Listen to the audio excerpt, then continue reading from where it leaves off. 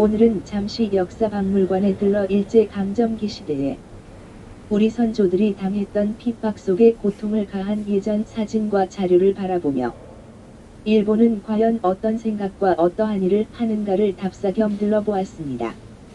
제가 본 사진과 영상은 조금도 달라지지 않았으며 여전히 일본은 상상 이상으로 치졸하고 더럽게 잔인함만 있구나.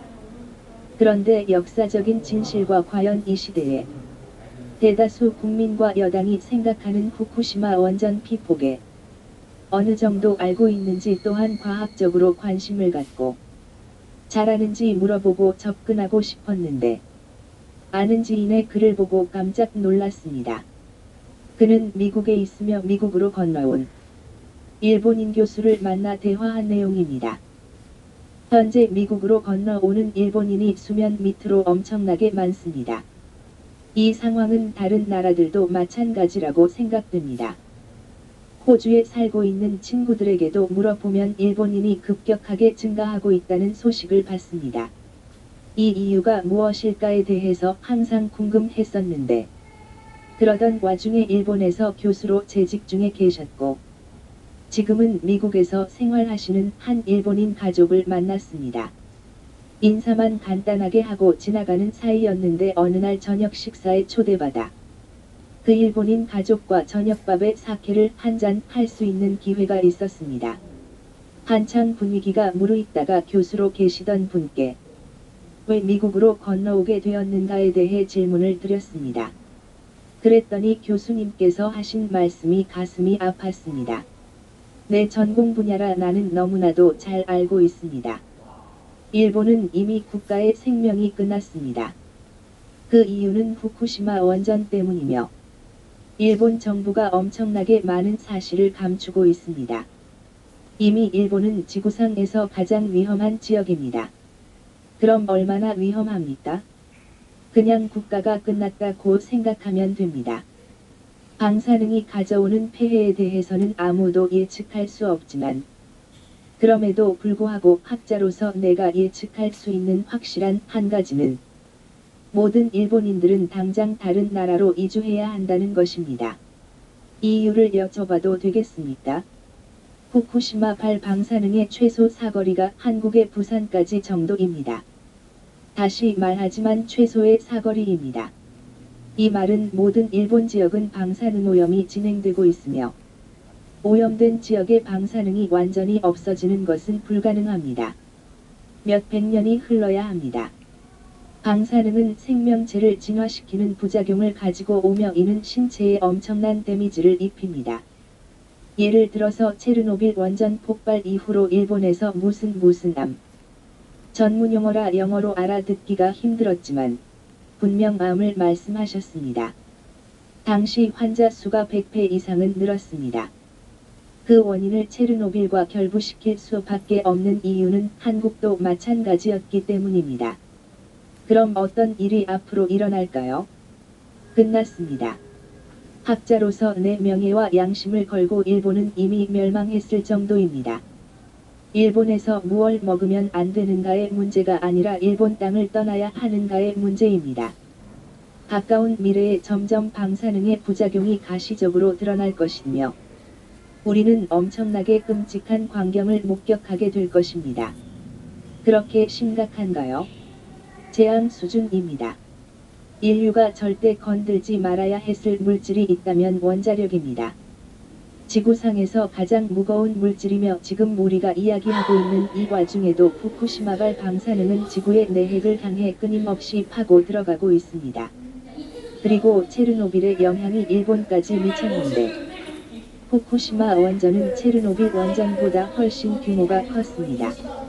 이 말의 의미는 일본이라는 국가 안에 존재하는 모든 생명체가 방사능의 위협이 아닌 직접적 데미지를 현재까지 계속해서 받고 있는 중이라는 것입니다. 사거리가 어느 정도 길래 쉽게 감이 안 오네요. 쉽게 예를 들어서 북한에서 원전이 폭발했다고 가정을 해봅시다. 그렇다면 북한과 떨어져 있는 제주도나 그 바닥 지역들의 땅값과 아파트 값이 엄청나게 오를 것입니다. 그렇다면 제주도 근방에 사는 사람들은 땅값이 맥시멈을 통과했을 때 곧바로 땅과 집을 팔고 해외로 이주하는 것이 가장 현명한 선택입니다. 분명 이 교수님은 방사능에 대해 전문적 지식을 가지고 계신 것으로 보아 본인의 전공이 그런 쪽이셨던 것 같습니다. 그런 일본인 교수님께서 이주를 결정하셨다는 것은 분명 엄청나게 우리가 짚어보아야 할 문제입니다. 여기서 끝나지 않습니다. 대학교에서 강의를 듣다가 보면 항상 시사 문제에 걸려 들어오는 것이 있습니다. 일본 후쿠시마 문제입니다. 일본 정부가 감추려고 계속 시도하고 있다는 것과 생각보다 상황이 엄청나게 심각하다는 것은 아예 기본으로 전제하고 모든 교수님이 강의를 진행합니다. 필자가 참여한 한 강의에서 후쿠시마 문제에 대해 다룬 적이 있었고, 일개 대학생이 공부하는 과정을 넘어서서 세계적으로 관련된 대학 교수와 전문가들의 논문을 접하게 되었습니다. 그리고 결과는 충격적이었습니다.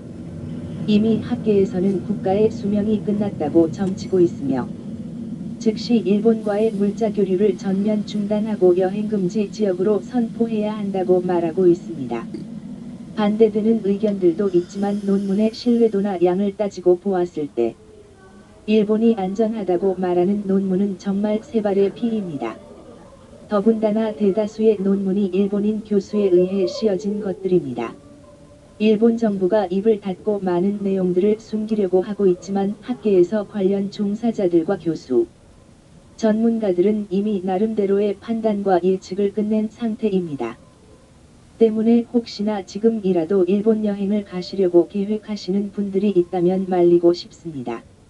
자신의 돈으로 여행 다녀오는 것이 무슨 문제겠냐마는 전 세계의 모든 학자가 당장 여행금지 국가로 선포해야 한다고 말하고 있는 국가에 여행 가는 것 또한 그것대로 우스운 일이 아닐 수 없겠습니다.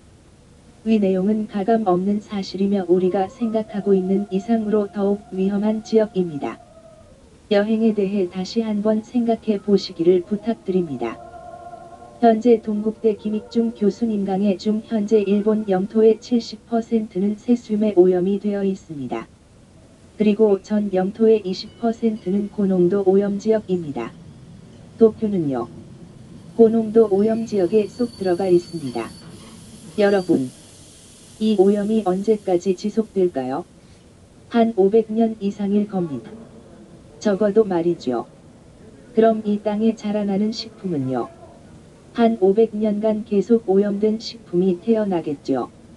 이 오염지도요, PNAS입니다. 굉장히 유명한 과학 잡지입니다. 사이언스, 네이처 들어보셨죠? 그 정도 급의 잡지입니다. 세계 5회 과학 잡지입니다. 후쿠시마 원자로가 체르노빌 원자로 몇 배인지 아세요? 11배입니다. 그 이야기 아무도 안 합니다. 체르노빌과 비슷한 규모라고 말하는데도 4-5개월 걸렸어요.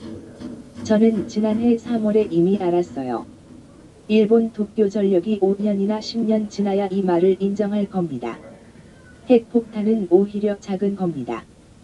히로시마에 떨어진 핵폭탄은 방사능 양으로 따지면 핵발전소 한 개의 1000분의 1밖에 안 돼요. 이번 사고는 원자폭탄 몇 천 개 터진 것과 비슷한 방사능이 밖으로 나온 겁니다. 핵폭탄과 비교할 수 없을 만큼 많은 사람이 앞으로 죽을 겁니다. 그러나 천천히 죽을 겁니다. 일본은 구군이 꺾일 거라고 저는 생각합니다. 그건 이미 결정됐는데 일본 국민이 못 깨닫고 있는 거예요. 천천히 깨달을 겁니다. 저는 일본은 지금 반핵운동하고 데모할 때가 아니라고 생각합니다. 반핵운동은 한국이 해야 하고 일본은 지금 탈출해야 할 때, 전 국민이 일본에서 나와야 한다고 생각합니다. 여기서 사는 건 굉장히 위험한 짓입니다. 먹는 것에 들어있는 방사능은 아무리 낮아도 안 됩니다. 기준치가 의미 없습니다. 내부 피폭을 외부 피폭과 비교하면 안 됩니다. 먹으면 100만 배가 됩니다. 일반 것에서 기준치가 100분의 1이라면 먹으면 1번지만 배가 됩니다. 체르노빌 환자들 90%가 음식을 통한 내부 피폭이었습니다.